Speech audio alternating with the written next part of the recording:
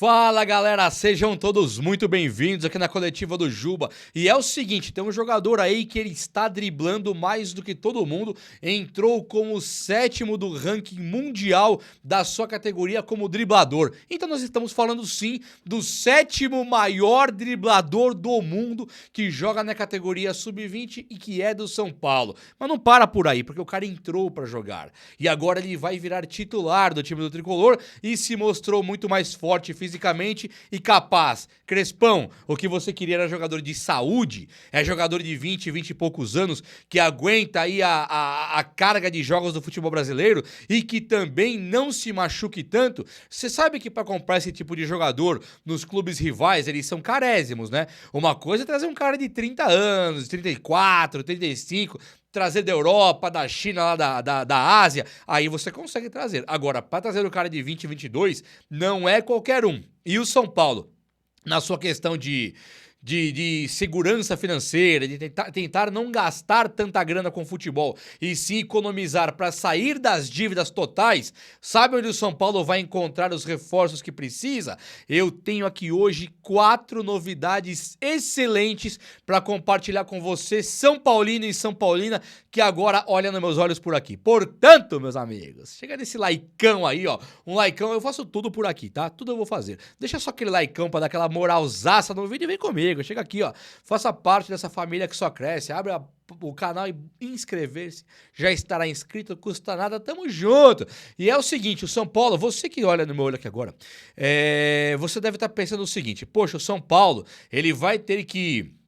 a diretoria é péssima, vai ter que economizar um dinheiro, então o São Paulo não pode gastar e tal. Gente, na equipe de base é onde vai economizar o dinheiro e não irá gastar. O São Paulo, nos noticiários, pelo menos os mais sérios, tem cravado que o São Paulo vai acabar o ano devendo muito menos, que a dívida total do Tricolor, ela será muito menor. Isso aqui não é um elogio pra diretoria não, tá? Se você já tá preocupado em falar, o Juba tá passando pano, não tô. Agora eu acho o seguinte, é obrigação o São Paulo tirar essas dívidas horrorosas.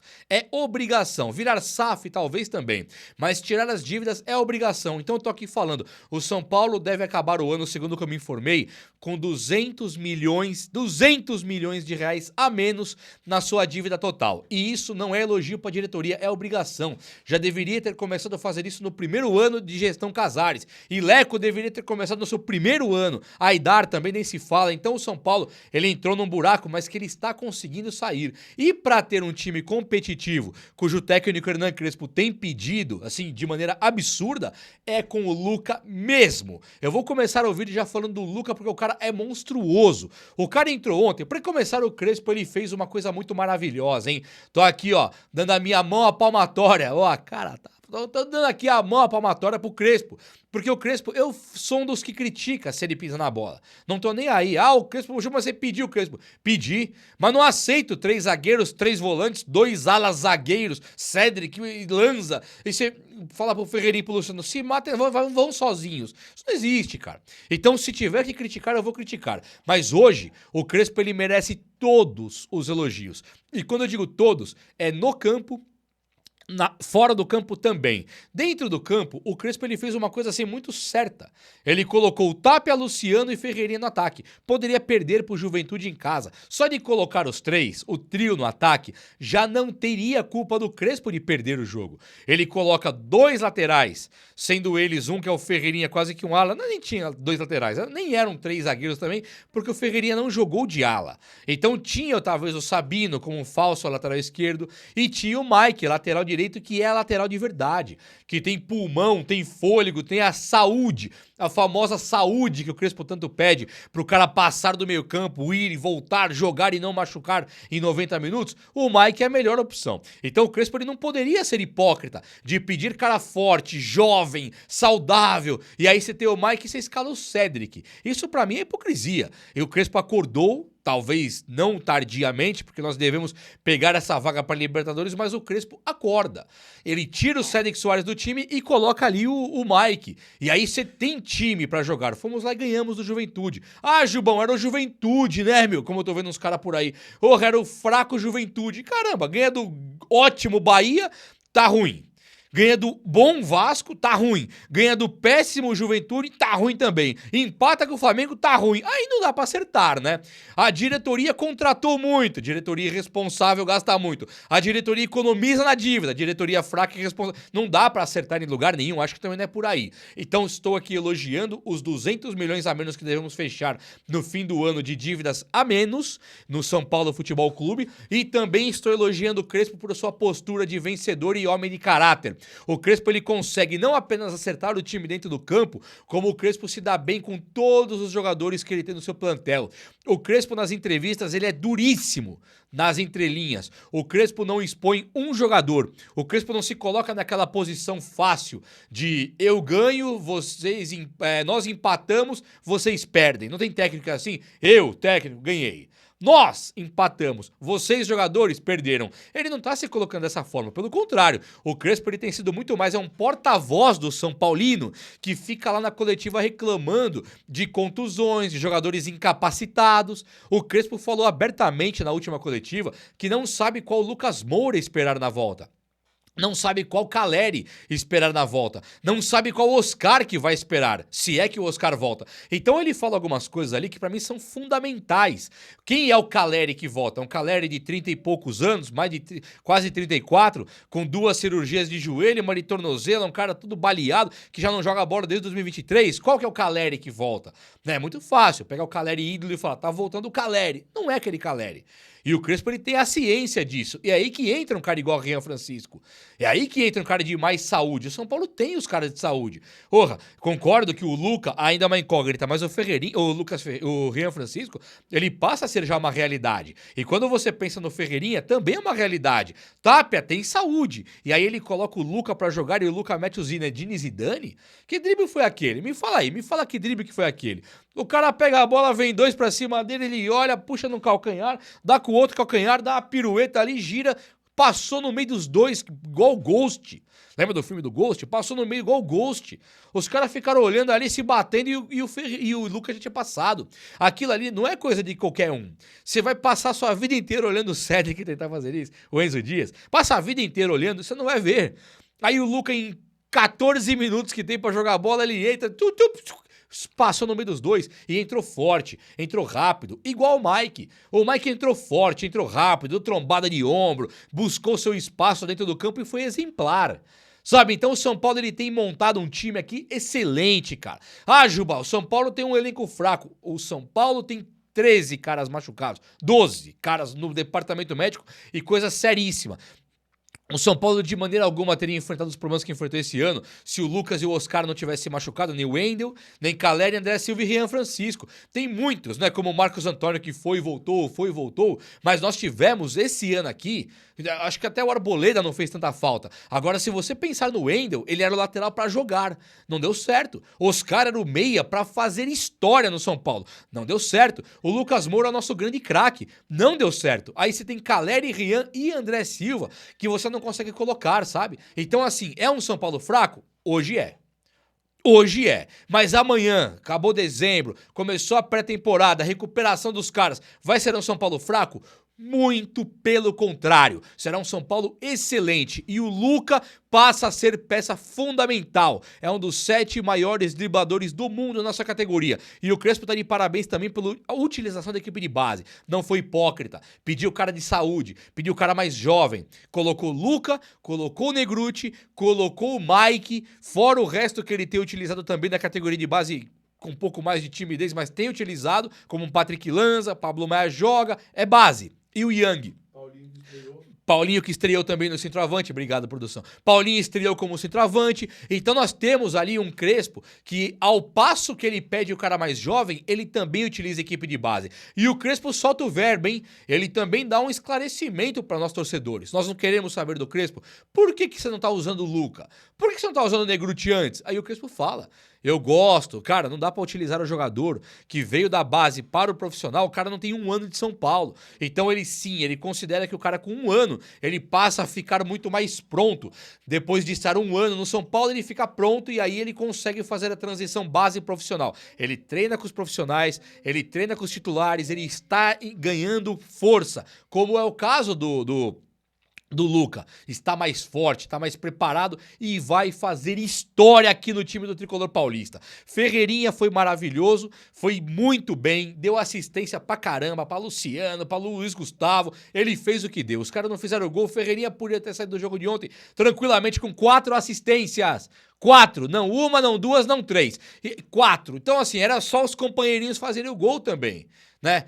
Tem aquela brincadeira que só quem conseguiu parar o Neymar foi o Zé Love, que ele fazia tudo e ela parava. Era tipo isso aí. Então acho que o Ferreirinha tá muito de parabéns. O Tapia, espírito aguerrido, não jogou tão bem, nem o Luciano, mas tentaram, foi bonito de ver, sabe? Agora, o Paulinho entrar também é uma coisa muito legal de ver. O Crespo coloca um centroavante, não tá chorando as pitangas aí apenas, ele simplesmente tá buscando uma forma de resolver o problema crônico do São Paulo, que é esse problema bizarro de lesões que a diretoria parece que se mexe, mas do outro lado também parece que não se mexe. A diretoria do São Paulo teria que ser muito mais ativa, muito mais interessada no time do São Paulo, e quando fosse para trocar ali, trocar primeiro preparação física e departamento médico. É inadmissível 13 contusões, é inadmissível Lucas Moura, Marcos Antônio, Arboleda, os caras voltarem já machucados e voltar pro estaleiro. Porque Caleri tá sempre machucado, porque o Wendel é recuperado e tá sempre machucado. Por que o Enzo Dias recuperou e machucou de novo? Por que esses caras estão se machucando tanto? Departamento médico e preparação física tem que ter uma revolução ali dentro de São Paulo e ter trocas substanciais. Não pode ter uma troca meia boca, tem que ser troca substancial. É assim que o Tricolor Paulista ele vai conseguir finalmente fazer a sua história. Reformulação já! Reformulação já. E agora, gente, olha só, o Rigoni, um caso muito curioso, né? O Rigoni, ele é um cara que ele desperta ali no São Paulino uma nostalgia, a saudade do que ele viu antigamente e desperta também uma grandíssima desconfiança de um jogador que parece que na vida só jogou bem no São Paulo por 3 meses e que agora ele volta pro São Paulo e estava decepcionante até aqui. Ele estava decepcionante principalmente no jogo contra o Vasco, onde ele tem 2 chances claríssimas de gol e ele isola, ele não consegue fazer. Ali foi meio que a gota d'água, o fim da carreira do Rigoni no São Paulo. Aí, jogo contra o Juventude, o Rigoni faz o gol da vitória. Ele faz o segundo gol, toma depois um lá, mas acabou 2-1, o segundo gol sendo do Rigoni, ele é o gol da vitória. E o Rigoni faz o gol de perna esquerda, bastante lúcido, né? Deu a tabelinha ali com o Paulinho, ele pega a bola do Paulinho, cai pra cima sem medo de ser feliz e chutou e fez um gol importante. Eu tenho uma postura muito clara a respeito do Rigoni. Se o Crespo quiser, deixa ele lá, ganhando metade do que ganha hoje. Quer ficar, Crespão? Me fala aí. Crespo, é pro Rigoni ficar? Se o Crespo disser, deixa ele comigo, aí eu aceito. Crespo quis, deixa o Rigoni lá. Só que aí tem que pagar a metade do salário. Se o Rigoni quiser ganhar 700 conto, não existe isso aí. 300 pau por mês no máximo. E se o Crespo quiser, se o Crespo der uma titubeada pra responder, não sei, já manda embora. Eu gosto do Rigoni, eu sou um dos que gosta, mas o São Paulo tem que ser mais sério. E o Crespo, ele tem que ter um time pra ele nunca mais vir reclamar publicamente do time que está montado pra ele. Já que o Belmonte vai ser o mesmo diretor de futebol, já que o Rui Costa é o mesmo manager do futebol, o Casares é o mesmo presidente e o Muricy é o mesmo coordenador técnico, acho que nada mais justo do mesmo técnico poder montar o seu time pro ano que vem. E aí, não vai ter entrevistinha perguntando pro Crespo sobre reforços, sobre quem é pra montar o time pra ele. Ele sabe da realidade financeira. Não adianta ele pedir, igual o Flamengo, gastar 500 milhões, não adianta. São Paulo vai dedicar um budget ali pro departamento do futebol do Crespo e vai falar, aqui pode gastar. Se vender um, abre espaço para comprar outro. E é assim. E o São Paulo tem que ter uma meta financeira saudável. Uma meta financeira que vai amortizar mais dívidas ainda pro ano que vem, não é verdade? Gente, olha só, o goleiro Yang, eu tô feliz, cara. Sério mesmo. Eu tô muito feliz com esse goleiro Yang que vai jogar pelo São Paulo agora. É claro que eu queria ver o Rafael aqui. Se eu fosse o Crespo, começou o Campeonato Paulista, eu ia pegar o Negruti, o Luca, Rian Francisco, Mike, Yang, e ia falar, a posição é de vocês. Campeonato Paulista, vocês são os titulares, incontestáveis. Pode estar no banco o Lucas Moura, pode estar o Mané Garrincha, o Pelé, vai jogar a base. É Paulista, primeira fase, vai jogar a base. Eu quero saber o que eu tenho aqui. Eu quero saber o que eu tenho de material humano na mão, se eu tenho que contratar jogador da Série B, se eu tenho que contratar jogador da Argentina, do Chile, do Equador, da Venezuela, por que eu tenho? Eu quero saber, cara. Então, no Paulista, você descobre. O goleiro Yang, me parece, entre altos e baixos, ele errou feio contra o Sport, mas ele jogou pra caramba contra o Santos. Foi um dos responsáveis do bom jogo que o São Paulo fez naquele primeiro turno contra o Santos. E ainda assim, mesmo que perdendo, tal, ele consegue fazer umas ótimas defesas. O Yang, ele é um goleiro que ele tem assim 2 metros de altura praticamente, e só que ele tem velocidade. Não é só a envergadura vem com a altura, mas ele tem velocidade, ele é um goleiro arisco, ele é um goleiro com presença de área, é um goleiro que pra você passar por ele, você tem que tirar muito, porque a estatura dele já leva ele a ter essa qualidade ímpar, que é de um goleiro do tamanho do Courtois, sabe? Assim, é o Van der Sar, é o Courtois, são goleiros que, sendo bons ou não, eles seriam já bons pela altura. É que Courtois e Van der Sar, eu falei 2 lendas, né? São os melhores, talvez, de todos os tempos, junto com o Neuer e Buffon e tal. Mas assim, é um cara que, só pra você ter uma ideia, o Rogério Ceni tem 1,88 m. Esse tem 2 metros de altura. É um cara que é muito alto. Então ele pode fazer história no São Paulo. E o que está acontecendo? Ele também é o geladeira, né? Ele é o frieza humana. Quando a bola chega nele com o pé, pra ele chutar e poder pegar no atacante do adversário, ele nem chuta.